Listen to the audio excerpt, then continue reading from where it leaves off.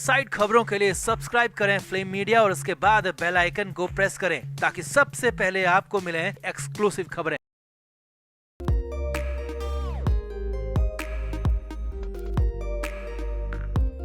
महाराष्ट्र की सियासत में कट्टर दुश्मन कहे जाने वाले एक दूसरे की शक्ल तक भी देखना पसंद नहीं करने वाले अब दोस्त बन गए। ऐसा ही सुन रहे हैं यार। अब ये सब कुछ हुआ है उद्धव ठाकरे के खिलाफ। एकजुट होकर उद्धव ठाकरे के खिलाफ ताकत बढ़ाने के लिए दो दुश्मनों ने हाथ मिला लिया है, दोस्त बन गए। उद्धव ठाकरे का कांड कर दिया है ठाकरे के खिलाफ। मुंबई के होटल में सीक्रेट मीटिंग तक हो गई, जिसके बाद उद्धव ठाकरे के खिलाफ बड़ा प्रस्ताव पास कर दिया। महाराष्ट्र की सियासत में नया मोड़ आ गया और विधानसभा चुनाव में इसका बड़ा असर दिख सकता है। तो दिखाते हैं, बताते हैं आपको सब कुछ। आप भी वीडियो को शेयर करें, कमेंट करके अपनी राय जरूर दें।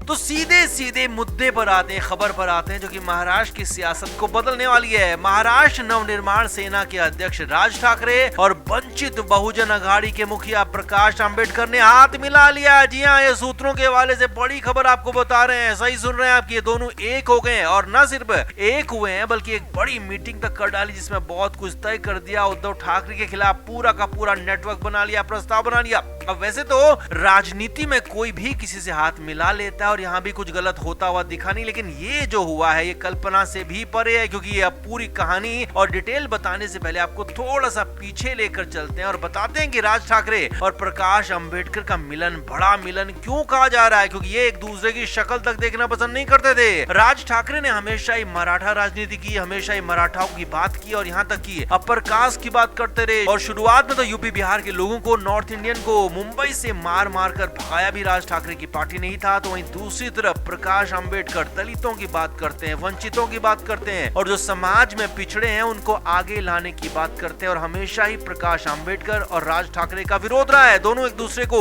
देखना तक पसंद नहीं करते थे, क्योंकि दोनों की राजनीति बिल्कुल ही एक दूसरे के खिलाफ थी, अलग थी। एक पूरब थी तो एक पश्चिम वाली राजनीति थी। मगर इस बार दोनों ने हाथ मिला लिया और सिर्फ हाथ ही नहीं मिलाया बल्कि उद्धव ठाकरे के खिलाफ एकजुट होने के लिए पूरा का पूरा प्लान बना लिया है। सिलसिलेवार तरीके से समझिए, राज ठाकरे विदेश से वापस आए। लंबे समय तक वो विदेश में रहे और उनके विदेश से आते ही शिवसेना यूबीटी के संजय राउत ने राज ठाकरे पर बड़ा और करारा हमला कर दिया और कह दिया कि मोदी और शाह को महाराष्ट्र में नहीं घुसने देने का ऐलान करने वाले राज ठाकरे ने लोकसभा चुनाव में अपनी पार्टी को ही बेच दिया। बिना शर्त के बीजेपी को समर्थन दिया और महाराष्ट्र के साथ साथ अपनी पार्टी को बेचने का काम किया। और अब विधानसभा चुनाव में अकेले 220 सीटों पर चुनाव लड़ने की बात कर रहे हैं, जो उनका दोगलापन दिखाता है। और इस पर राज ठाकरे की पार्टी की तरफ से भी बयान आ गया, जिसमें कहा गया कि उद्धव ठाकरे और उनकी पार्टी खत्म हो गई है, क्योंकि इस विधानसभा चुनाव में बहुत कुछ बड़ा होने वाला है। जी हाँ, यहाँ पर बड़ा इशारा दे दिया, क्योंकि ये बातें तो सिर्फ बाहरी थी, कहानी तो अंदर चल रही थी। अभी तो प्रकाश अंबेडकर की मीटिंग होनी थी। अब मीटिंग से पहले प्रकाश अंबेडकर ने भी कहा कि उद्धव ठाकरे चाहे मुख्यमंत्री बने चाहे प्रधानमंत्री बने, लेकिन पहले ये बताएं कि उनका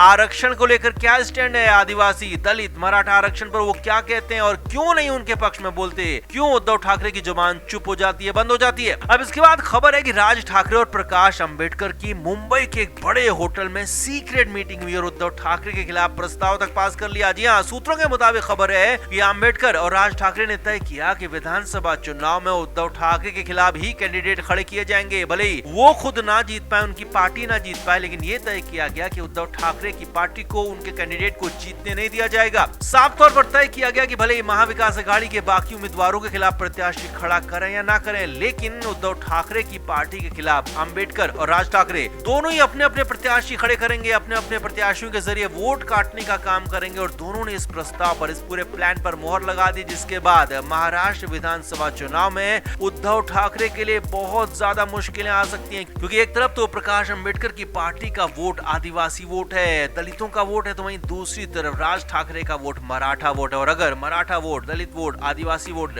उद्धव ठाकरे को नहीं मिलता तो उनके लिए विधानसभा चुनाव में अच्छे सीटें ला पाना बहुत मुश्किल हो सकता है। लिहाजा कुल मिलाकर महाराष्ट्र में नया गणित, नया समीकरण दिख रहा है, जिसके बाद तय माना जा रहा है कि महाराष्ट्र में उद्धव ठाकरे के लिए आगे मुश्किलें और ज्यादा बढ़ जाएंगी। तो आपका इस पर क्या कहना है, कमेंट बॉक्स में जरूर बताएं, वीडियो को शेयर भी करें।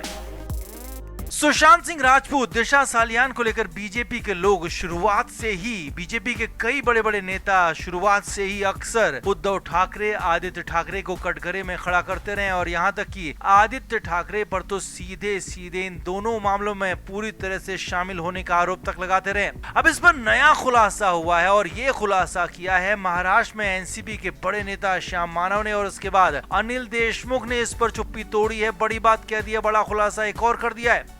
एनसीपी नेता श्याम मानव ने मंगलवार की शाम को प्रेस कॉन्फ्रेंस में खुलासा किया कि दिशा सालियान और सुशांत केस के बाद महाराष्ट्र में खासी पॉलिटिक्स चल रही थी और एक दूसरे पर आरोपों के दौर चल रहे थे, आरोप लगाए जा रहे थे और उस वक्त महाराष्ट्र में उद्धव ठाकरे की सरकार थी जिसमें कांग्रेस और एनसीपी दोनों पार्टियां शामिल थी। श्याम मानव के मुताबिक आदित्य ठाकरे ने दिशा सालियान के साथ गलत काम किया, उसी रात यानी कि 8 जून 2020 की रात में गलत काम किया गया और फिर बालकनी से धक्का दे दिया गया, जिसके बाद दिशा सालियान की मौत हो गई। ये स्टेटमेंट उनसे दिलवाने की कोशिश हुई थी। जी हाँ, ये बड़ा दावा श्याम मानव ने किया है कि उनसे कहा गया कि इस पूरे मामले में उद्धव ठाकरे और आदित्य ठाकरे के खिलाफ बयान दो, उनके खिलाफ गवाही दो और उनके बारे में ये सब कुछ कहो कि 8 जून की रात को गलत काम किया गया, बालकनी से धक्का दिया गया, आदित्य ठाकरे का नाम लो, ऐसा कहा गया, उनसे प्रेशराइज किया गया। ये दावा यहाँ पर श्याम मानव ने किया है। आदित्य ठाकरे को फंसाने का उन पर दबाव था, इसे लेकर बड़ी बड़ी केंद्रीय एजेंसियां, सीबीआई और ईडी तक का उन पर प्रेशर डाला गया। श्याम मानव की बातों को आगे बढ़ाते हुए एनसीपी शरद पवार के नेता अनिल देशमुख ने कहा कि ये सब कुछ देवेंद्र फडणवीस के इशारों पर हो रहा था और फडणवीस ही थे जो कि ये सब कुछ करवा रहे थे। देशमुख ने कहा कि श्याम मानव को कहा गया कि उनको अगर ऐसा नहीं किया तो जेल में डाल दिया जाएगा। अगर वो शपथ पत्र में उद्धव ठाकरे और आदित्य ठाकरे का नाम नहीं लेते हैं, दिशा सालियान केस में दोनों को नहीं फंसाते हैं, तो उनको जेल के अंदर काल कोठरी में डाल दिया जाएगा। हालांकि श्याम मानव ने दावा किया कि उन्होंने उस शपथ पत्र में दस्तखत नहीं किए, उन 4 झूठों को नहीं माना और उसके बाद उन्हें जेल में फाइनली डाल दिया गया। अनिल देशमुख ने कहा कि इस पूरे मामले के पीछे देवेंद्र फडणवीस ही मास्टरमाइंड थे और हमारे पास इसके पक्के सबूत हैं और वक्त आने पर सबके सामने ये सबूत लाए जाएंगे। अनिल देशमुख ने कहा कि देवेंद्र फडणवीस ने गलत आरोप, झूठे आरोप लगाए कि उनकी पार्टी ने गलत आरोप लगाए थे और उन्हें साबित करने के लिए, सही बताने के लिए केंद्रीय एजेंसियों का गलत इस्तेमाल लगातार होता रहा है। अब वैसे तो अब तक बीजेपी वालों की तरफ से ही दावे होते रहे, आरोप लगते रहे। आदित्य ठाकरे पर सवाल खड़े करते हुए कहा गया कि आदित्य ठाकरे इस पूरे मामले में शामिल थे। ये आरोप पहले दिन से लगातार बार बार लगाया गया, लेकिन यहाँ पहली बार बड़ा वाला पलटवार हुआ है जिसमें साफ साफ कहा गया है कि आदित्य ठाकरे को, उद्धव ठाकरे को फंसाने को लेकर यहाँ पर शपथ पत्र दाखिल करवाए जा रहे थे। श्याम मानव ने, अनिल देशमुख ने इसे लेकर बड़ा दावा किया है जिसमें देवेंद्र फडणवीस फंसते हुए दिखाई दे रहे हैं, क्योंकि खुलासा इस बार उनको लेकर हुआ है। हालांकि हम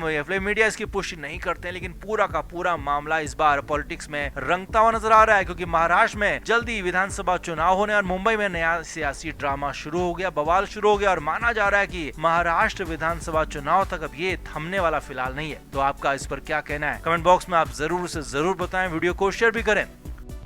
फ्लेम मीडिया रिपोर्ट।